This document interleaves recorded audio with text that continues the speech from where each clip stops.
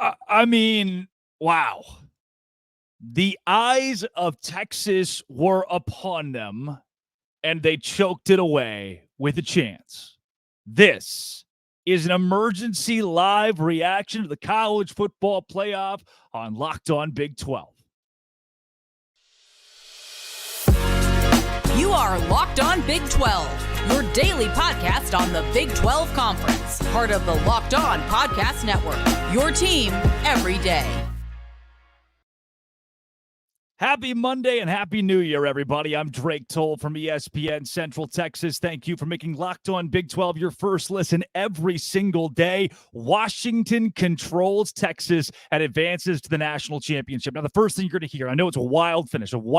This instant reaction is going to give you a bit of how we got there, but I want to make a very clear point. Washington played Texas the way Texas played Alabama. I am not here to crap all over the Longhorns. I'm not here to dance on their grave for the next 25 minutes. They're a Big 12 team who put money in our pockets and made it to the college football playoff and had a hell of a season, their best in almost 15 years. But Washington, please understand, Washington played Texas the way Texas played Alabama. This was a game in which the Longhorns were playing catch-up in the most crucial moments. Washington was not only never out of it, they controlled when they had to. If not for an unfortunate injury, Washington wins this game at the very end, and there is no shocking finish in the Sugar Bowl. There is no Texas opportunity to win it right there at the end. But in a cruel twist of fate, this offensive genius, this Steve Sarkisian, who has brought Texas back, this beautiful story, has an opportunity to win the Sugar Bowl, and you're right there on the cusp of it. You've been gifted an injury to give you a shot, and you crap all over it. And it wasn't the only time where I felt like, oh, man, what is Steve Sarkisian doing? There were so many times over the course of the night you thought, all right, Steve, call your timeout. All right, Steve, what are you going to do here? All right, Steve, do you have a two-handed punt returner or kickoff returner? Do you have somebody with two working arms that can take a kick? I was not frustrated as much with the Texas secondary was bad. I will make the case over the course of this show that Quinn Ewers was not crisp when he needed to be. When the moment mattered the most, Quinn Ewers did not rise to that occasion. But I put a good portion of what you just saw on Steve Sarkisian. You have had a month to prepare for what you knew you were going to face in Michael Penix Jr., one of the best quarterbacks, if not the best quarterback in the country, and your secondary is bad. Guess what we saw from the Texas secondary in this game? Bad. 29 for 38 from Michael Penix Jr., 430 yards. When Sean McDonough, the play-by-play guy for ESPN, is constantly having to update you with how close Michael Penix Jr. is to breaking new records, that's when you know the Texas secondary is probably doing what the Texas secondary has done all season long. And then, not only defensively, it did not look like Quinn Ewers was prepared when the moments were the biggest. I'll tell you this much. 318 yards is shocking. I am shocked that he had that kind of output, given the way he started the game and finished the game. Very slow start, very bad finish. You saw at the end, how many of his passes, 24 for 43 is not good. How many of Quinn Ewers' passes there at the end of the game were just not on target? Throwing it out of bounds, throwing it 10 yards away from everybody else. Again, I am not coming to you with the intent to rag on Texas and bury a team that's already down, but I need you to understand it never felt like Washington was in trouble in this game, and there's a reason everyone was tweeting 15 minutes before it actually ended. Congratulations to Washington for going to the national championship. We were tweeting that. We were saying that because given that injury, you take that injury away, the time runs out. The clock runs out, and we're not talking about the dramatic finish that Texas was given. I, again, am not impressed with Quinn Ewers. He was not elite in this game. I am the abhorrent Texas secondary is what lost them this battle. It is embarrassing that a team can be so good up front, an NFL caliber defensive line, and then the secondary gives up 430 yards. Michael Penix Jr. was nails. And maybe more than anything, listen to this, Washington was the better coach team. Kalen DeBoer, who you've probably never heard of, outcoached Steve Sarkisian, who's supposed to be this genius that's going to bring Texas back. That didn't happen.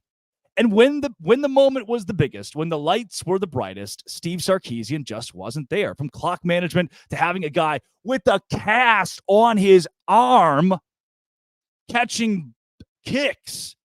Who does that? Not running the football. Texas was averaging 2 more yards per play running the football in this game. It is challenging to average more yards running the ball through 3 quarters than throwing the ball, by virtue of the fact that the ball in the air goes further the way you run it, and Texas still wouldn't run the ball. They said, oh, this is working. Let's not do it. There's a fail. Quinn Ewers at the end of the game shouldn't have had to have the ball in his hands. You just assert the dominance with the run. The Texas offensive line was good. Quinn Ewers was not. When Twitter is blowing up about Arch Manning putting his helmet on, riddle me this. When Texas played Alabama earlier this year, did you hear the name Arch Manning? You did not. Because Quinn Ewers met the moment. Texas ran the football, and you make the case Jonathan Brooks being out made an effect in this game, sure, but they have 2 great backs right behind you. They got 2 great backs that could have done it. And guess what? They didn't.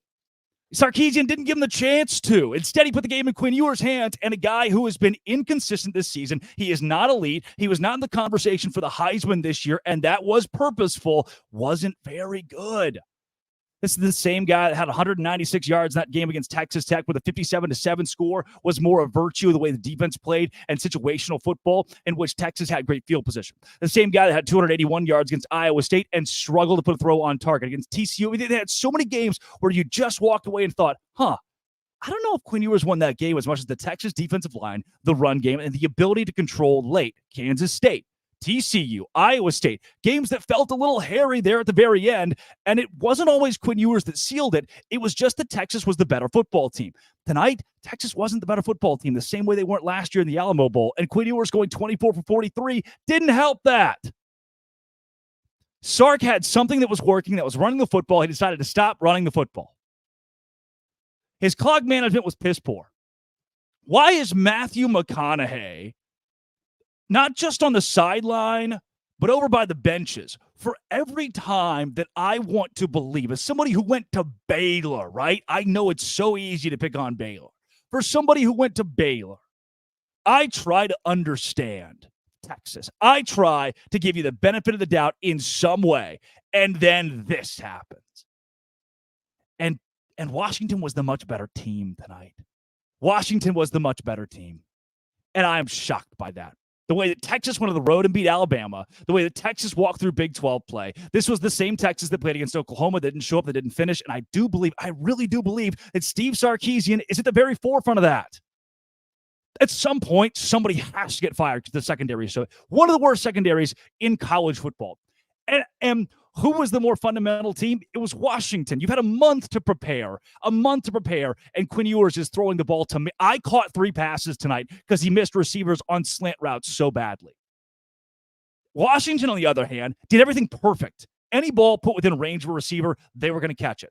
Michael Penix, DeBoer, their game plan was impeccable. And again, the right word to use for this game is Washington controlled it, and we wouldn't be saying otherwise if not for that injury. This was a game where Washington was up 9 points, 2 possessions right there at the very end, and you thought, all right, you got a real shot. I get it. Get it now. I have more perspective, right? Why doesn't Texas kick a field goal and then give themselves an opportunity for a touchdown with a little bit more time left, right? Kick the field goal. Oh, hey, we're at the 30. We have Burt Auburn. He's really good. We kick it. We nail it. 2 minutes to go. All right, now we're set up. Now we can go score. There's so many little things that I thought, what an interesting decision by Sarkisian. Let's see if it pays off. And then the offensive genius with 15 seconds to go can't draw something up for a quarterback who can't throw a football. I don't know if I've seen so many non-competitive passes in a late game scenario. Quinn Ewers was non-competitive when it mattered most. Over the course of the rest of this show, I'll be here with you about 30 minutes. Over the course of the rest of this show, I want to get into, there was a one-armed guy who was returning kicks. And what does this do for the Big 12? Because now we get to kick Texas out without winning a national championship. And Washington plays Oregon in the title game. This is Locked On Big 12, part of the Locked On Podcast Network. We got 20 minutes to go. Don't go anywhere. Let's hear from our sponsors over at FanDuel. Locked On Podcast Network is your team every day.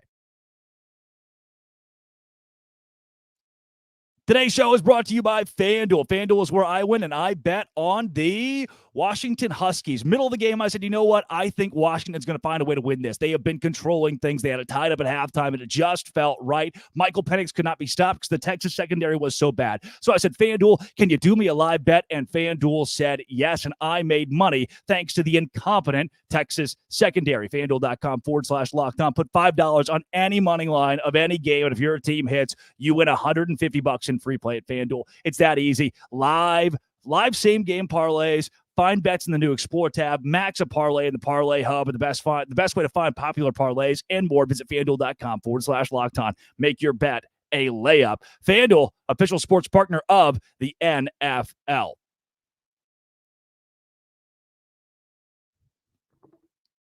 I think incompetent is the right word to use for Steve Sarkisian at the end of this game. He is a guy that's going to have to face the noise for the decisions that he made, including putting a one-armed player in position to receive kicks. In what universe does that make any sense? That is almost as bad as doing a live shot of Bourbon Street on ESPN and thinking that's going to go well. That is in the same category with throwing a guy who's got one hand, one arm, and saying, buddy can catch punts. Yeah, he can catch kickoff. It's something that small that's really not small. It's actually pretty big. Then as the game goes on, I'm thinking, all right, clock management standpoint, maybe Sark is he's playing conservative there late, and we don't want to take too many timeouts yet. Let's see how this thing plays out. And in the end, you have an opportunity. They had an opportunity to go win the game, but I didn't love the clock management. All right, you give them a free pass there, right? At what point are we going to change the secondary? Put me at secondary. Put somebody else. Put Jaden Blue in the secondary. Put somebody else in the nation's worst secondary, the Power Five's worst secondary. Then a Washington secondary that's not very good. You have opportunities late in the game to go score. And guess what? Did you know? Steve Sarkisian, this genius, this mastermind, the guy who's got it, he's refound it. ESPN was mentioning his alcoholism, which was nuts. To me, it's a beautiful story about how he came from a dark place. I'm not sure they should have mentioned it when they did. He came from a dark place and has built something at Texas. I can't deny you that. I can't take that away from Texas. You made the college football playoff. But then, when the moment was the biggest, those last two drives, Texas got 3 points on 15 red zone plays. Think about the Burt Auburn field goal there with about a minute to go, a little over a minute to go, minute 5. That was a series in which Texas couldn't find the end zone. Then you get another opportunity where Quinn Ewers throws a couple of balls away. And you got a chance, this genius, this mastermind, to draw up something. You've got 4 plays, buddy, inside the 15-yard line. And the first thing you do is drop it off to a halfback who loses a yard. From there, I was pretty confident this might not go well. And then we let Quinn Ewers start throwing footballs into the stands. Is that the genius that is Steve Sarkisian? Is that the guy that we were all supposed to fear? The same guy that took a while to rebuild Texas and got him back to a good spot? Is that what's going to fly in the SEC? The same Texas team that played at Alabama is pretty much the same team you just saw. The difference to me was Sark choked it away. He wasn't nails at the end. The emotional reactions that he brought to the game too, at times like, oh, dude. Or at the very end, it's like, is he okay? Like, you can see it in his eyes when the camera panned to him. They had a really good, it's great. They had like a crotch shot. If you're watching the game, they just zoomed in on his crotch and then right back out to his eyes. And he seemed like he didn't know where he was. Like he was frazzled out of his mind. And you saw that in the play calling with 8 opportunities to go score a touchdown inside of 2 minutes to go in this ball game, and they didn't do it. Not only that, once again, you could tell Quinn Ewers was not on against a porous Washington secondary. That guy was throwing a ball to anywhere that wasn't his wide receivers, and Sark said, you know what? Let's keep on doing it. I know running the ball is working, but running the ball is not as fun as throwing the ball, so let's throw the football. Texas was not perfect, obviously. The turnovers were bad. Washington giving the ball away to Washington, fumbling the ball away to Washington was not good. I'm stunned, right, that Washington played so crisp and Texas just didn't. I know that Washington had that fumble as well, but the way that Texas just losing the football, 4 fumbles, 2 of those lost, not good. And maybe that's why you keep the ball out of your running back's hands. But to me, when running the ball was working, look, 28 carries for 180 yards. Brother, my brother in Christ, here's what you bring to your water cooler tomorrow when someone says, I feel like Sark called a good game. Washington just got lucky in the end. Here's what you say. Texas was rushing for 6.4 yards per carry. Please bring that to work tomorrow if you wake up in time. 6.4 yards per carry. And just ran the ball 28 times. No single player ran the ball more than 9 times. CJ Baxter 9, Jaden Blue 9. That is why I use the word incompetence. You put the ball in the hands of a kid who went 24 for 43 and didn't have it. They're panning the camera to Arch Manning, which they didn't do in the Bama game because Quinn Ewers looked so bad in this. Running the football was working, and you stopped. You freaked out. You got down by double digits. You got down by 2 possessions, and you stopped doing what was working. Steve Sarkisian blinked. And the apex, the mecca, the biggest moment of that was putting a guy back there with one hand to catch punts. I get it. I'm sure he's a hell of a kid and a great locker room piece. But you don't trot that kid out there to catch punts. And the muffed punts, the dropped kicks, the dropped kickoffs were amplified by the cast on the kid's arm. In what world does any of that make sense?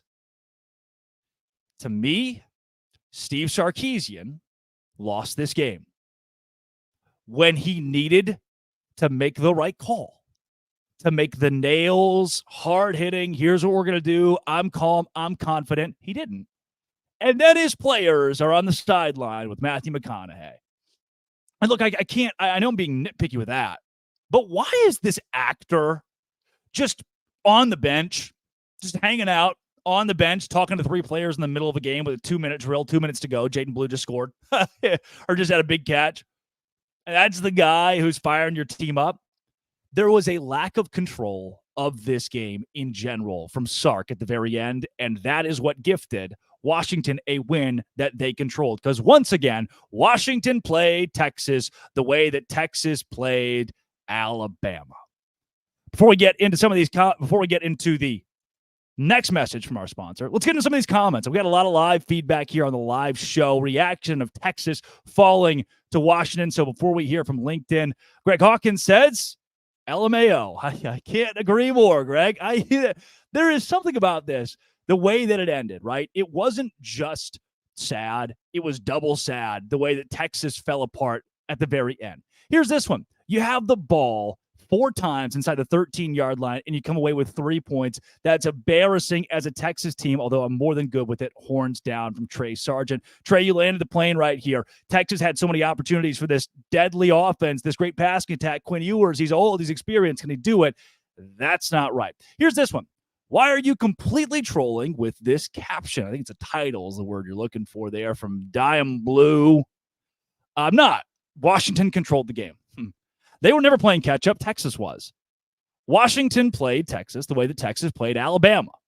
Sure, there was a chance at the very end, but come on. Bear the truth. Penix was dropping dimes. Great quarterback. I was so impressed with Michael Penix. Brian Scott says he is like 28 years old, which is a point that is true. He is old, but was hurt. But was hurt a lot, I guess. Dime Blue, same guy.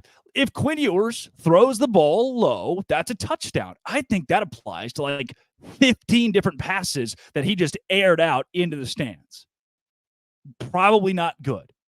Friction Hitch, Washington was always going to win, and Penix is incredible. That's what it was. I think the better team won today because Washington established the line of scrimmage. They held the Texas defenders on the interior enough to allow Michael Penix to score, to throw for 430. I said it in a show earlier this week. There was a very good chance Washington wins this game if Texas cannot establish the defensive line, and Texas never did establish defensive line. Immaculate. Good buddy Immaculate in here. Our first college football final with no SEC team. This is going to be a storyline over the course of the next week. I am confident, actually, because of the prowess that the SEC brings. because of the eyeballs, because of the brand deals the SEC brings, that this will be one of the lower watched national championships. And I hate that, right? Because I'm the same guy that loves watching Kansas State, Iowa State. I think Farmageddon is great. However, America turns its eyes to the SEC. The SEC wants you to believe that. And for the most part, they've been able to back it up. I hope. And obviously, this is going to have more viewers than TCU Georgia. That was a crap show. I hope that people are glued to this national championship with Washington and Michigan. I will be. But it'll be interesting to see the way a lack of an SEC team will actually play in. By the way, this was Texas' last game in the Big 12. Freaking awesome. William Robinson says it. Texas is back. Yep, there you go. Texas is back, huh? Love it. Hard to run the ball when the other team's about to boat race you. I think Trevor McGuire hits the nail on the head here. There were times where Texas felt like, hey, if we run the ball and it's not successful, we have to punt. What if Washington's going to go up to the point where we can't defend that? Washington's going to race this to the point where there's no way for Texas to get it back into it. Maybe that is why Sarkisian didn't want to run the ball. Again, 6.2 yards per carry. And you decide to throw it, 45 times in this game when Quinn Ewers is just not on. That, to me, cannot happen. That is incompetence. Texas, my man, just absolutely run the football, and you've got a shot. This one, Steve was drunk. I don't think he was. But, man, very confused with a whole lot of what we saw at the end of this game from Steve Sarkisian. When the opportunity was there, he didn't match it. Coming up, what does this do for the Big 12? That's what you come here for, right? The Big 12 take. This is very good news. I'm very happy to explain to you why this is good news, and I will dance on the Longhorns' grave a little bit. Can we do that together? Can you and I do that? Can we all together dance the Longhorns' graves just a little bit? I'm not going to – it was a good season. I can't take that away from you, but look, I got this puppy. I got the Big 12, all right? This is good for us. Locked On Big 12, part of the Locked On Podcast Network, your team every day. Today's show is brought to you by LinkedIn. Look, this live show, Texas loses to Washington. And when I said it right. Texas loses to Washington. Washington beats Texas. There was not a time where I believed, oh, wow, Texas is about to run away with this. And that's why I think that Washington controlled this game. You can control the hiring game, just like Washington controlled Texas at LinkedIn Jobs. Jump into 2024 hot. It's not just another job board, right? You get easy qualified candidates within 24 hours at LinkedIn. They're the number one site in developing quality hires versus leading competitors. I also want to know, hey, small businesses, how can we help you? And that's what they do. Time, resources, whatever you need. LinkedIn right now for free. Post your job. LinkedIn.com/LockedOnCollege. LinkedIn.com/LockedOnCollege. Keep in mind terms and conditions. They do apply. Washington over Texas. What does it do for the Big 12 Conference? Well, more than anything, this says, look, just because Texas went to the college football playoff doesn't mean they get to go out on the highest note. Texas didn't get, listen to this. Texas did not get as far as TCU did last year. There is one Big 12 team who has won a college football playoff game, the TCU Horned Frogs, and that stays true tonight. TCU and Sonny Dykes did something that Texas and Steve Sarkisian could not. This was the champion of the Big 12. Texas was the best team in the Big 12 at the end of the season, but they don't get to go out on top. Had they won a national championship, we would never have heard the end of it. Had they come out and dominated a Washington team that I heard a lot of people saying they would, Texas was a 4-point favorite. And there was a massive crowd of folks who were so excited about how Texas boat raced the Big 12. They beat Alabama on the road. There's just no way that UT is going to lose to Washington, right? The same team they lost to in the Alamo Bowl next year. No way that happens again, right? Okay. See, to me, what we just saw from a Big 12 perspective shows that those teams that competed with Texas were not flukes. Texas won against TCU and Kansas State and Iowa State. Texas won against Oklahoma State in the Big 12 championship game. But look back at that Houston game. Even look at the Kansas State, the TCU, the Iowa State, the teams that played right up there with Texas. There was not a consistent point where the Longhorns were just blowing everybody away in the Big 12. The Big 12 competed with a college football playoff contender, and we no longer have to listen to Texas fans telling us they're back. We don't have to listen for eons about how Texas played a national championship in Houston. They got to play Michigan and two of the biggest brands in college football, and Texas went and won it with Steve Sarkisian, and they had Quinn Ewers, and they fought through injuries. No. Texas used one of the best defensive lines, I think, in college football history to lose against Washington, to not dominate the Washington offensive line. We saw a better version of Texas than we saw against Houston, than we saw against TCU or Iowa State or Kansas State, the same Texas that struggled in some of these games against teams that we would all consider to be inferior. We saw a better version of that, but there was never a point. Listen to this. There was never a point after Alabama where I thought Texas is the complete package. And you cannot, brother, listen. You cannot make the argument that they ever were. Because their secondary was one of the worst, if not the worst, in the whole Power 5. Not just bad by a college football playoff standard. Their secondary was one of the worst in the country. Their head coach couldn't coach when the moment was big enough, and you saw that on display against Washington in the Sugar Bowl. And more than anything else, their quarterback wasn't elite. Who was the better quarterback, Michael Penix or Quinn Ewers? That's easy. Obviously, Michael Penix Jr. And that was the biggest difference. I know Washington did well in the trenches and the secondary stepped up when it needed to, but maybe above all else, not even maybe, above all else, Michael Penix Jr. made Texas look stupid. Quinn Ewers this season threw for 21 touchdown passes and 6 interceptions. He was outside the top 15 of the country in QBR. And I know that being in the top 20 in the country in QBR is good. I know that's good. I'm not going to say Quinn Ewers is bad, but he's not elite, brother. He was never in the Heisman conversation for a reason, and it wasn't due to injury. He was never in the Heisman conversation because just like you saw on display against Washington, he's not always nails. He doesn't always have it. And he was forced into one-dimensionality over the course of at least the last 5 games. Negative rushing yards against Texas Tech and Iowa State in a couple of games that he didn't, in my opinion, he didn't facilitate those wins. He wasn't the reason they won. And it's tough to point to a lot of Texas games this year and say that Quinn Ewers is the reason they won those games. The defense being the big factor for the Longhorns and the way they were able to dominate the games they dominated. For Ewers, there's a reason the cameras were all at Arch Manning, who hasn't played this year. If Joe Burrow was at the podium, the cameras would be on Joe Burrow. It doesn't matter if Michael Jackson back from the dead is on the sidelines. Quinn Ewers doesn't command that kind of respect from college football, and he hasn't earned it. And you saw it again. He's more mature. He's a better quarterback. He's got a better head on his shoulders. I would agree with all that. I would go as far to say that's all true. But he kept throwing the ball to ghosts. So now, from a Big 12 perspective, can I be honest with you? Can I tell you the truth? I had a couple beers. I sat back after the game. Right after the game, I had a beer. During the game, I had a beer. When Washington was, when they were controlling, this was all kind of the same beer. It wasn't a lot of beers. But it just felt like, good. We owe Texas nothing. I will take your $6 million from the college football playoff. That will be great for our conference. I'm not going to see it, so I'm not going to make a big deal about that $6 million, but it's fun. And Texas lost.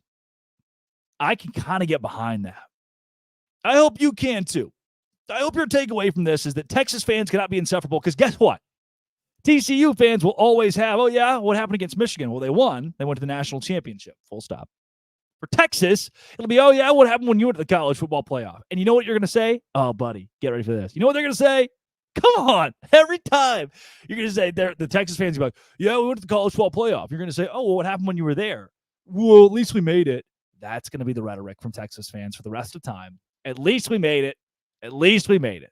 So what does this do for the Big 12? It keeps Texas out of our hair. They get to go to the SEC and lose. I'm confident they're going to struggle. They may go 9-3. It can be an admirable 9-3. Good for you, whatever.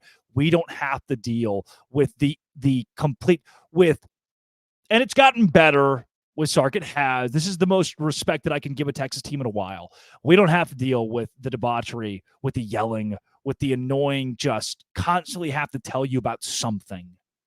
No more. We get to be done with this. That same team that sucked for 12 years is gone. They get their one good year on the way out. They won the Big 12 championship, and they may scream that. But guess what? Who cares? Who cares?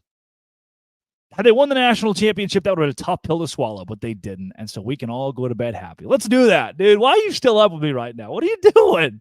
What are you doing? 12:23 Central Time. You're all maniacs. I don't have work tomorrow. That's big. I should quit my job to take a new job later. So that works out. But the rest of you, good luck. Good luck. And this has been and always will be. Thanks for coming and hanging out. Texas loses. Texas loses. You can say it. You can say it out loud. It applies. Locked on. Thanks for making this your first listen every single day. Come back tomorrow. Doce Grande.